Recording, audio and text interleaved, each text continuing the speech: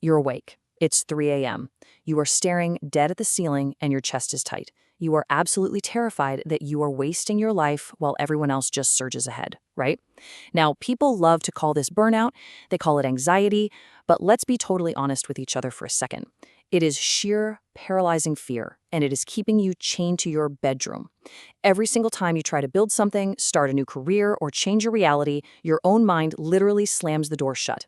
Well, that dread is not a stop sign, it is an invisible cage and it's designed specifically for your compliance. The clock is ticking. Nobody is coming to save you. The only way out is a brutal psychological rebuild. And it starts right now. You probably think this constant hesitation means you are broken. Listen to me, you are not broken. We need to pivot your thinking completely. What if the terror gripping your throat right now isn't an enemy at all? What if it's actually a biological warning from deep within your own psychology? It's a flashing red signal that you are standing on the very edge of a total transformation. These are not just random feelings. They are signals, not noise. And once you see this pattern, you can never, ever unsee it. Which brings us to strategy number 1, reframe anxiety as growth. When you feel that tightening in your chest, it is absolutely not a signal to retreat. You have to recognize that exact physical sensation for what it is. It's the feeling of your comfort zone shattering. That biological terror, that is just the friction of your own expansion. Think about Marcus Aurelius facing the Roman Empire and the Senate. He didn't wake up hoping for a peaceful, easy day. He woke up anticipating brutal resistance. He took the absolute chaos of the Senate and he weaponized it. He used it as the raw material to forge an unbreakable mind. He didn't avoid the fire. He used it to temper his psychology. Picture two men facing the exact same daunting scenario. The first man, he lets biological terror dictate his entire reality. He labels himself incompetent, he retreats into silence, and he lets fear completely destroy his destiny.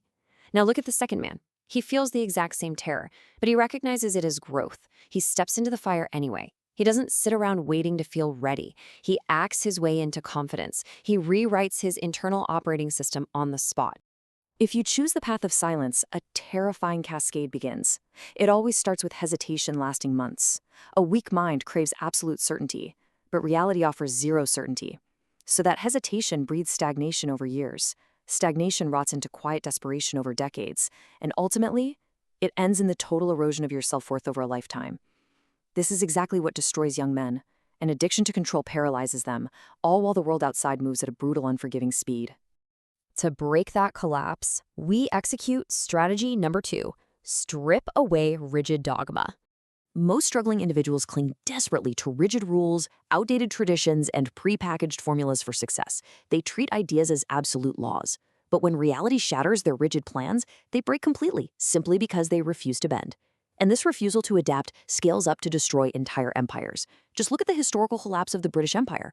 Generations of leadership operated on this rigid dogma of eternal imperial supremacy.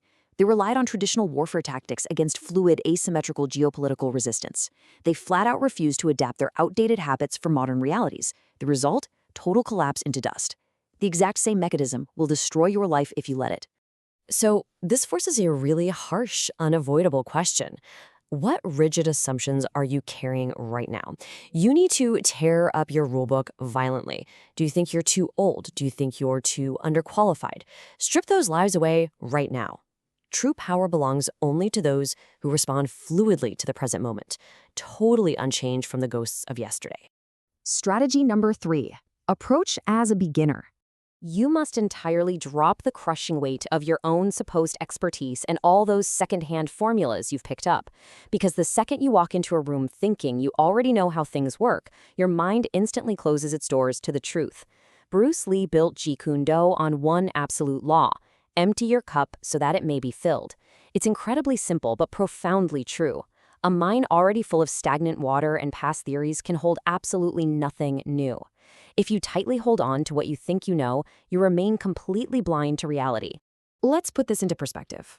During the Age of Discovery, explorers who blindly relied on outdated maps drawn by armchair scholars crashed their ships straight into uncharted reefs. But the surviving captains, they threw those theoretical maps away. They looked directly at the stars and the waves. They treated every single mile of ocean as entirely unknown. In your own life, you have to drop the heavy armor of your ego. Let immediate reality be your only teacher. Strategy number 4, erase victories and defeats. Every single day brings a fresh battlefield. You see, the human mind is a very dangerous archive. It literally weaponizes your past failures to breed paralyzing hesitation, and it uses your past triumphs to breed fatal complacency. Consider the historical tragedy of the Carthaginian general Hannibal Barca.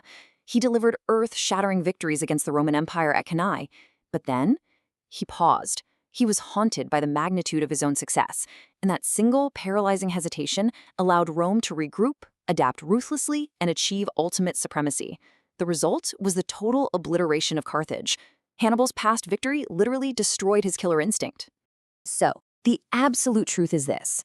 The scoreboard resets every single morning at midnight. I demand that you wipe your slate completely clean of last year's failures. Erase your minor past successes too. The past is a ghost town.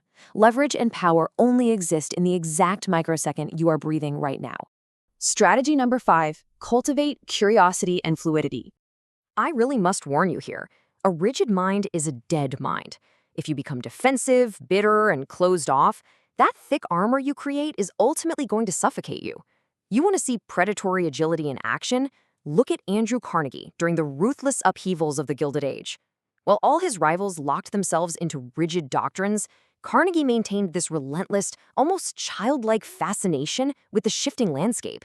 He observed new technological innovations constantly. He treated the entire industrial landscape as an endlessly shifting puzzle. He pivoted his entire empire overnight, while his rigid competitors literally went bankrupt in their stubborn ignorance. You must adopt that exact unblinking curiosity. You need to lean forward like a predator observing its prey. Ask yourself, who truly benefits from your internal paralysis? Who actually wins when you stay small? Well, the system wins. The architects of mediocrity win. Everyone relying on your compliance and self-doubt wins. Choosing comfort over confrontation does not keep you safe. All it does is quietly siphon away your ambition to maintain the system's power. Waiting for the right time is not a virtue. It is a slow, silent surrender. And that brings us to the final terrifying trajectory. No cavalry is coming. The air in the room is getting colder. The silence is stretching out. You must realize, right now, that absolutely nobody is coming to save you. Your entire destiny, everything you will ever become, is dictated by the choices you make in the next 5 seconds. The world does not care about your excuses. Right now, your life is branching out into 3 unresolved trajectories. Each one radically alters your distribution of power forever. Path 1, you slip back into the warm, numbing paralysis of your old habits, making the cage tighter and the regret heavier. Path 2, you try to use sheer willpower, relying on rigid dogma, only to burn out violently against the first real wall of resistance. Or Path 3, you completely strip away your ego, erase every past win and loss, and use that biological terror as the exact fuel required to rebuild your existence from the ashes. The machinery of your mind is turning right now. I know it is. You are weighing the cost. You are calculating the risk. And that leaves one final, lingering question hanging heavily in the cold air. Which of these paths are you already walking?